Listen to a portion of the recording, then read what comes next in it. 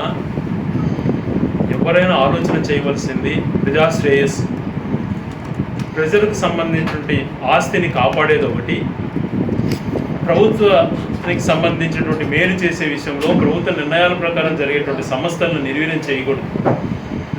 గౌరవ ముఖ్యమంత్రి చంద్రబాబు నాయుడు గారు తాను అంతకుముందు 10 సంవత్సరాలు పరిపాలన చేసినటువంటి 95 నుంచి 2004 వరకు ముఖ్యమంత్రిగా ఉన్నప్పుడు కూడా అనేకమైనటువంటి ప్రభుత్వ రంగ సంస్థలను విచ్ఛిన్నం చేసి ప్రైవేట్ పరం చేశాడు, తన బినామీలకు దోచిపెట్టాడు. తర్వాత ఆయన మారాడని కొంతమంది అన్నారు, ఆయన ఏమాత్రం మారలేదని ఇప్పుడు అర్థమవుతోంది. ఎప్పుడైనా కూడా ప్రభుత్వ రంగ సంస్థలు అంటే ప్రైవేట్కి దేనికి కూడా ప్రైవేటేషన్కు మేము ప్రైవేట్ డెవలప్మెంట్కి ఏది వ్యతిరేకం కాదు. వాళ్ళ దగ్గర డబ్బులు ఉన్నప్పుడు వాళ్ళ స్తోమతతో ఇప్పుడు బ్యాంకర్స్ దగ్గర నుంచి వాళ్ళకు ఉన్నటువంటి లయబిలిటీస్తో వాళ్ళు సొంతంగా కట్టచ్చు. కానీ ప్రభుత్వం నిర్ణయించిన దాంట్లపైన వాళ్ళు కన్ను వేసి దాన్ని చీప్గా కొట్టేసేసి దోచుకోవడం అనేటువంటిది సరైనటువంటి పద్ధతి కాదు. ఈ ప్రభుత్వం ఏర్పడిన తర్వాత మొట్టమొదటిగా వైజాగ్ స్టీల్ ప్లాంట్ మీద దృష్టి పెట్టారు.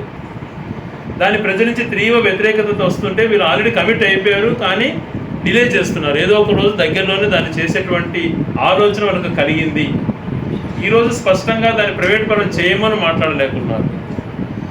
వైజాగ్ స్టీల్ ప్లాంట్ ఆంధ్రుల హక్కు అని చెప్పి ఆ రోజు మా ప్రాంతంలో కూడా దానికోసం ప్రాణాలు విడిచారు.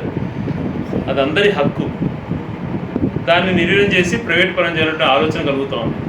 అదే రకంగా 17 మెడికల్ కాలేజీలు నిర్మిస్తే ఆ 17 మెడికల్ కాలేజీలో సూపర్ స్పెషాలిటీ హాస్పిటల్స్ ఉంటాయి. పేద విద్యార్థులకు గవర్నమెంట్ సీట్స్ వచ్చిన వాళ్ళకు ఫ్రీ సీట్స్ ఉంటాయి. అక్కడ పీజీ చదువుకోవచ్చు. నర్సింగ్ కాలేజ్ ఉంటుంది. ఆ సూపర్ స్పెషాలిటీ హాస్పిటల్లో అన్ని రకాల వైద్యం చేయించిన పరికరాలు ఉంటాయి. అది ప్రజలకు మేలు జరుగుతుంది అని అంటే ఆ గవర్నమెంట్ మెడికల్ కాలేజెస్ను వద్దు, కేంద్ర ప్రభుత్వం పర్మిషన్ ఇచ్చినా కూడా, ఎంసీ అప్రూవల్ ఇచ్చినా కూడా మాకు వద్దవి, మేము ప్రైవేట్ పరం చేయాలనుకుంటున్నామని చెప్పి రిటర్న్గా రాసిచ్చినటువంటి దుర్మార్గం ప్రభుత్వం ఇది. ఎంత మోసం చేస్తున్నారో ఒకసారి ఆలోచన చేయమంటున్నాయి రాష్ట్ర ప్రజలు. దాంట్లో ప్రైవేట్ పరం, ఆరోగ్యాన్ని ప్రైవేట్ పరం చేసి అమ్ముకోవాలని చూస్తున్నాడు. ఈ ప్రజల భవిష్యత్తు మనకున్నటువంటి ఏకైక ఆధారం పోర్ట్స్, మనకున్నటువంటి సముద్ర తీరం. దాదాపుగా నెల్లూరు నుంచి శ్రీకాకుళం వరకు 1000 కిలోమీటర్ల పైగా మనకున్నటువంటి ఏకైక వనరు అది. అక్కడ మనం ఆదాయం బాగా పెంచుకోవాలి. ఇటు పక్కన సింగపూరు, మలేషియా లాంటి దేశాలకు ఎగుమతులు కానీ మిగతాటి పోర్ట్లో సంబంధించిన ఎగుమతులు దిగుమతుల్లో మనకు 100% అవకాశాలు ఉంటాయి. పోర్ట్స్ బాగా చేయాలని చెప్పి రామాయపట్నం, ధూల్పేట, మచిలీపట్నం పోర్ట్స్. రామాయపట్నం 4300 కోట్లతో పవర్ ఫైనాన్స్ కార్పొరేషన్ వాళ్ళతో, పిఎఫ్సి వాళ్ళతో దాదాపుగా లోన్ ఇప్పించే 4000 కోట్లు వాళ్ళతో సైన్ చేయించి ఆ ప్రాజెక్ట్ను దాదాపుగా కంప్లీట్ చేసుకొస్తుంటే ఈరోజు ప్రభుత్వం 400 కోట్లు 500 కోట్లు ప్రభుత్వం ఖర్చు పెట్టాల్సింది కూడా ఆ ఖర్చు కూడా పెట్టి 500 కోట్ల నుంచి 800 కోట్లకు ప్రైవేట్ వాళ్ళకి ఇవ్వాలని చూస్తాం. సేమ్ మచిలీపట్నం బందర్ పోర్ట్ కూడా అలాంటిది. ధూల్పేట అనేటువంటి శ్రీకాకుళం దగ్గర కట్టినటువంటి పోర్టును కూడా అలాగే ప్రైవేట్కి దారాదత్తం చేయాలనుకుంటున్నాం. ఇది ఎంతవరకు మంచిదండి? మొత్తం ఏ రంగాన్ని కూడా ప్రైవేట్ పరం చేసేసి ప్రభుత్వ రంగ సంస్థ నిర్వీర్యం చేస్తూ రాష్ట్ర ప్రజలకు బూడిద మిగులుస్తున్నాడు. గతంలో ఇదే ఎన్టీ రామారావు గారు అన్నట్టున్నారు, నా దగ్గర ఏముంది బూడిదందని. ఇప్పుడు మళ్ళా రాష్ట్ర ప్రజల భవిష్యత్తును బూడిద పాలన చేస్తున్నారు. అన్నీ కూడా ప్రైవేట్ పరం చేస్తుంది. ఉదాహరణకి ఒక పోర్ట్ అనేటువంటిది ప్రభుత్వ రంగ సంస్థ ప్రభుత్వం మెయింటైన్ చేస్తే దాని అసెట్ వాల్యూ దాని 2-3 సంవత్సరాల తర్వాత ఈరోజు మన నెల్లూరు దగ్గర ఉన్నటువంటి పోర్టుని నవయుగ వాళ్ళు దాదాపుగా 3000 కోట్లకు అప్పుడు తీసుకుంటే దాని వాల్యూ ఈరోజు 20 నుంచి 25,000 కోట్లకు ఆదాయాన్ని తీసుకున్నాడు. ఆ ప్రభుత్వానికి సంబంధించిన ఈ 3 పోర్ట్లు కూడా భవిష్యత్తులో 2 సంవత్సరాలలో 20 నుంచి 25,000 కోట్ల వాల్యూ పెరిగేటువంటి పోర్ట్స్ని అక్కడ ఎస్ఈజెడ్స్ డెవలప్ చేస్తే ఎంతోమంది యువతకు బంగారు భవిష్యత్తు లభించేటట్టు దాన్ని ప్రైవేట్ పరం చేస్తున్నాడు అని అంటే ఇంతకన్నా దుర్మార్గం ఉంటుందా? నువ్వు చేయలేదు, నువ్వు శాంక్షన్స్ తీసుకురాలేదు, నువ్వు అగ్రిమెంట్ చేయించలేదు, నువ్వు ఫైనాన్స్ కంపెనీలతో ఆ అప్రూవల్ చేయించలేదు. గత ప్రభుత్వంలో జగన్మోహన్ గారు చేసినట్టు కూడా ఆయనకు మంచి పేరు వస్తుందని చెప్పి ఈరోజు ఈ రకంగా వ్యవహరించడం ఎంతవరకు శ్రేయస్కరమో ఈ ప్రభుత్వాన్ని గట్టిగా అడుగుతున్నాను. నువ్వు సమాధానం చెప్పాల్సిన బాధ్యత ఉంది. ఎందుకు రామాయపట్నం హడావిడిగా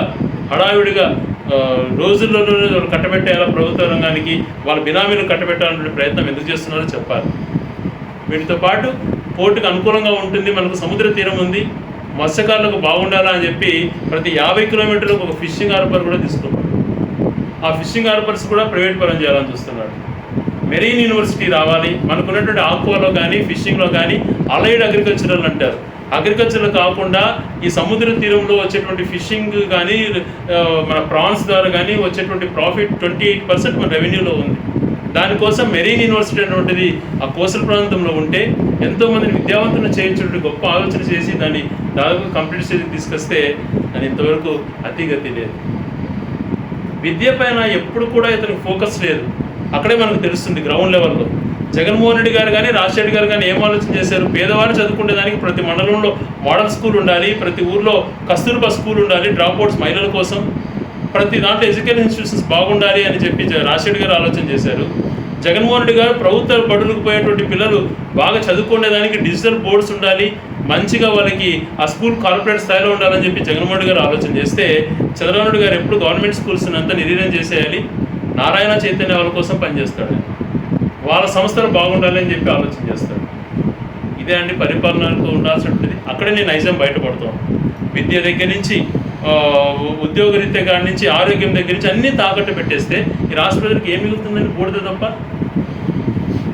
సో ఇది మంచిది కాదు. ప్రైవేటైజేషన్కు ప్రాధాన్యతను ఇవ్వద్దు, ఈ ప్రభుత్వ రంగ సంస్థ నిర్వీర్యం చేయొద్దు అని చెప్పి గట్టిగా డిమాండ్ చేస్తూ ఏది చేసినా కూడా వైఎస్ఆర్సీపీ ప్రభుత్వ రంగ సంస్థను కాపాడుకోవడానికి గట్టిగా పోరాడతామని చెప్పి తెలియజేస్తున్నాం.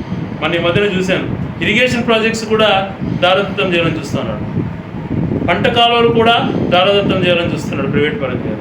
ఇట్లాంటి ఆలోచన నాకు ఎందుకు కలుగుతుందో నాకు అర్థం కావడం లేదు. వీటన్నిటిని తీవ్రంగా వ్యతిరేకించి ప్రజల తరపున అండగా నిలబడతామని చెప్పి తెలియజేస్తున్నాం.